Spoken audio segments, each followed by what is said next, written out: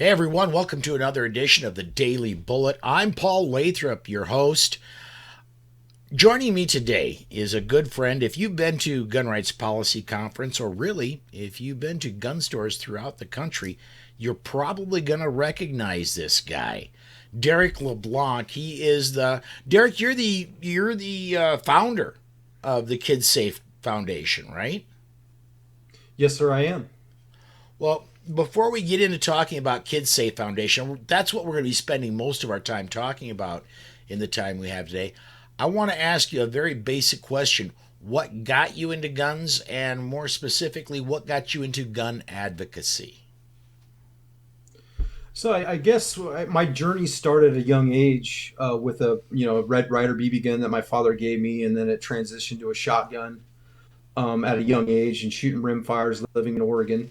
And so from that, I always loved the shooting sports, and I used to hunt pretty avidly with my father growing up. But I transitioned as an advocate because I had a very scary situation happen to me back in 2013 where I was put in a defensive situation. I didn't have a firearm, but I needed one. And so I basically caught somebody breaking into my vehicle. It got physical, went to the ground, ended up keeping control of the situation, but I was unarmed. So that was the most terrifying part of it because I didn't know if this person had a needle, a knife, anything that could have potentially harmed me. And I didn't have a gun. And so, obviously I didn't advocate shooting someone, but I wanted to have that tool that I needed to kind of help control that situation. My girlfriend at the time came out with a pistol grip shotgun, pointed the muzzle at the bad guy. The bad guy gave up. We called 911.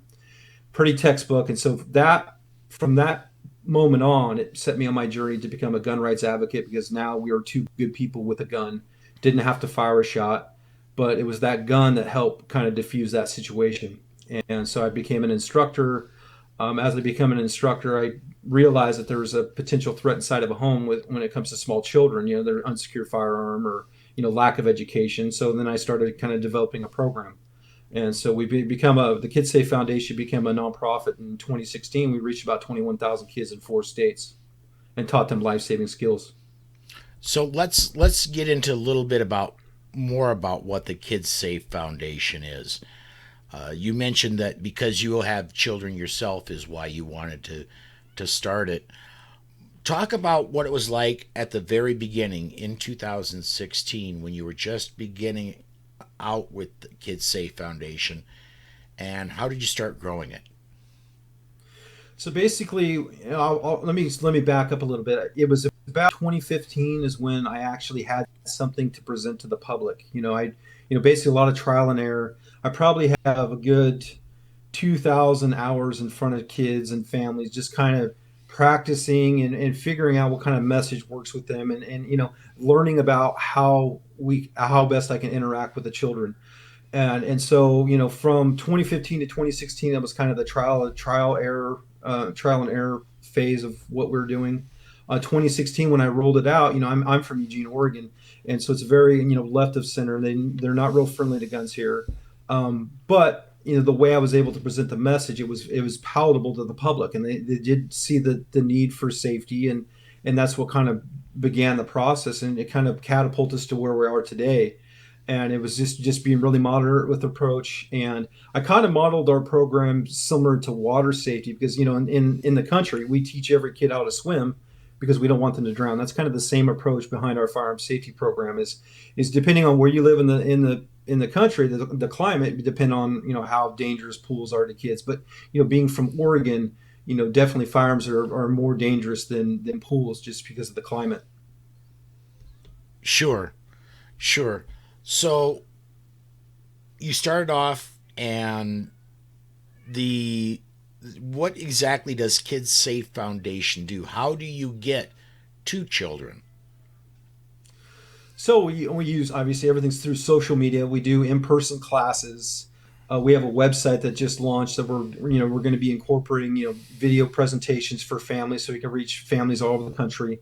And ultimately, it just comes down to giving kids and families good relevant information when it comes to firearms. And the goal is to educate, not instill fear. We also follow up on the range with kids as well. So there's multiple things that we do to kind of get kids involved and show kids and families that guns aren't scary, and if used properly, if we instill safety, discipline, and respect, there's nothing for the public to be afraid of. And so that's what we're trying to do. Is we're trying to, when it comes to advocacy, we're trying to show the other side that there are meaningful solutions that could be done without restriction or more regulation, and it just comes down to good solid education. All right. So let's I know for a fact because I've seen you do it when we were in Phoenix at Gun Rights Policy Conference. You will occasionally go into gun stores and have classes with kids. How often does that happen? So right now it's a couple times a month. We're sponsored and partners with Bass Pro Shops and Cabela's, and so we teach at local Cabela's right now a couple times a month, and so that's where we're inviting kids and families to come in and sit down for an hour and just talk about safety, and we talk about firearms safety. We talk about proper storage of that firearm when it's not in use. I'm a big advocate of secure storage. And while I respect, parents that, think it's their two-way right to just leave the gun out, I think we could do a little bit better to help protect our rights is to make sure that those guns are properly stored when they're not in use. But that being said, we don't need a new law requiring that. We just need to use a little bit of common sense and show the fact that if we think ahead of the curve, we might not be playing defense all the time. So, and then we talk about video games, video game violence. We're talking about Nerf guns, airsoft guns. We're also talking about anti-bullying in our program as well. So these are all things that are really relative to the safety of our kids. When it comes to having unsecured firearms around children, I very much believe it's one of these things where just because you can doesn't mean you should. Yeah, and that's kind of the pushback I get, and I'm respectful of all points of view. But I just want us to evolve, our thought process when it comes to being able to protect our rights. Is if we go a little bit further with our thought process, maybe we wouldn't have all these horrible restrictions that are coming down the pike. Absolutely. So you go to Cabela's every couple weeks, and this is not just Cabela's in the Oregon area. You do these all over, right? Yeah, typically what I do is if I go to a conference, I set up with a local Cabela's. I do a class there in that area just to kind of expand our network and our. Right now, we're in the final process of the trademarking, copywriting of our program, and so once we're done, we want to partner up with instructors from around the country that I know in the gun community, and also with other Bass Pro Shops and Cabela's store locations to get them involved to turn that 21,000 kids into 500,000 to a million kids. And if we can do that, and get more kids involved in the shooting sports and show the public that we do have meaningful solutions that will work right now, that will do more to save a life than any type of meaningless regulation or restriction. That's kind of our goal. And we do it from a very moderate approach, right? I'm not screaming from the mountaintop, come and take it. I'm just trying to educate the public on the importance of safety. Sure. Now, and these are when you make these presentation to kids, these are nonpartisan. This is just straight safety. This isn't saying you have to own a gun or your parents have to own a gun. This is very much if you happen to run across a gun, this is how to be safe around it. Is that correct? Yeah, this is strictly apolitical. I have to be I walk a very, very fine line, because I am a proponent of guns and gun rights, but I also have to realize part of my audience is they're going to be afraid of guns. But what they're seeing is through our messaging on social media is how their kids are very vulnerable without proper education. So we have a lot of people that come to classes without any guns, without any experience with guns, and that are afraid of guns. And so once we can show the safety and the discipline and respect with the firearms, we can actually get kids involved with the shooting sports and actually convert them into gun owners. So it's all about how we present the message. You know, if we make it inviting, show that it is normal because gun ownership is normal. That's a success for us in the 2A community. Very cool. Very cool. So, where do you see?